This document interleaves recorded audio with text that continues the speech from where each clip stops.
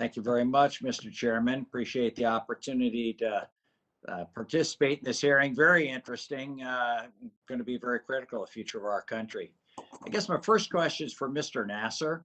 Uh, Everyone talks about, well, a lot of people talk about all the new jobs going to be created by the green revolution and the opportunity for electric vehicles and what have you. And I think that's true. I'm looking forward to that. But I'm concerned about the current jobs.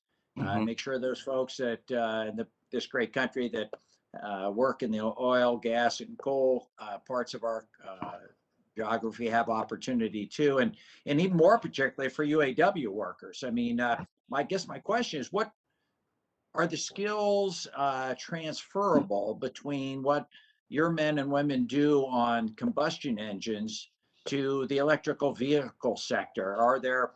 Are there provisions in place to make sure there's an opportunity for those folks to get trained to transition over to working on electric vehicles? I could speak most to the, well, thank you for your question, first of all, to our, to where we have a union workforce collectively bargained, because there are, apprenticeship and training programs which enable people to have that transfer skill. The problem isn't lack of workers who can do the job when it comes to EVs and such. But I want to talk to your point about, yeah, we got to make sure these jobs are good jobs.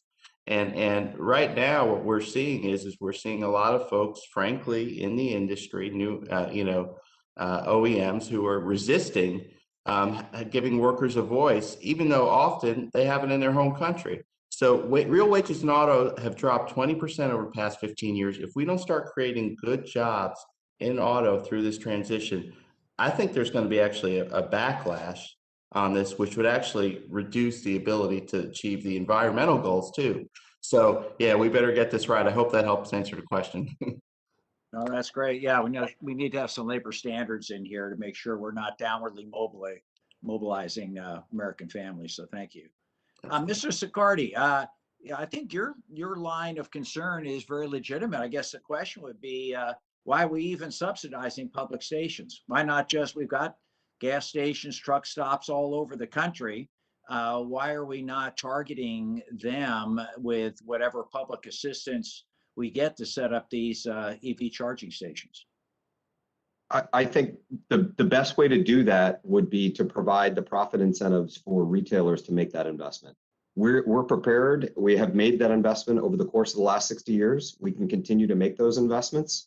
We have the right real estate, the amenities, the thing consumers want.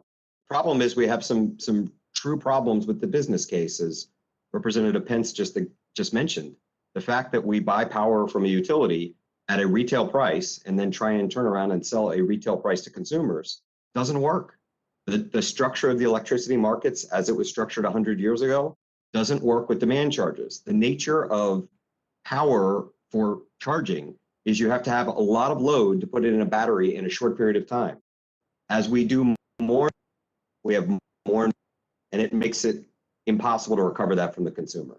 So some sort of incentive or direction to our utilities to help incentivize that opportunity for EV stations, so that they give you, I would assume, some sort of discounted rate so that you can mark it up at least a little bit and make it worth your while.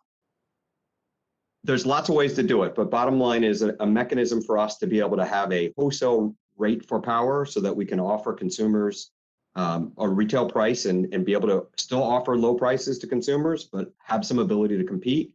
If we can do that and address some of the other obstacles we mentioned, like making sure we don't do rate basing and provide a competitive market, then I feel confident capital will come into the marketplace and will provide the charging stations necessary. We believe it's important to have the level 3 fast chargers. We don't believe the market's going to work with just level 1 and level 2s. We do believe people will charge at home, but for people to have ultimate comfort in driving across the country or wherever they want to, they got to know that they can stop at a place that they can charge quickly and that it has the amenities that they need. Well, and Mr. Janikowski, real quick, I'm mostly concerned about rural America. I mean, I think can be a business case to be made that these stations could go easily in urban areas, but for the long haul and urban guy or rural guys, the farmers or ranchers, how are they going to be able to access EV stations where they live? Well, we're going to have to put charging stations into farming and rural communities. And the reason why the incentives are so important is because private capital simply is not going to put in charging stations in those rural communities, at least in the first couple years, because there's simply no one charging on those systems. I mean, our system in Oklahoma today achieves maybe 1% utilization, just a very fancy name for how often it's being used. Our forecast is 5 to 10% in 5 years. So there are companies like ours that are prognosticating that cars will be in these communities, but that's not where chargers are going in today. And that is why, quite frankly, the Clean Future Act provides that incentive for us and other charge point operators to go into those communities. All right, very good. And I apologize for going over my time, Mr. Chairman. Thank you all very, very much.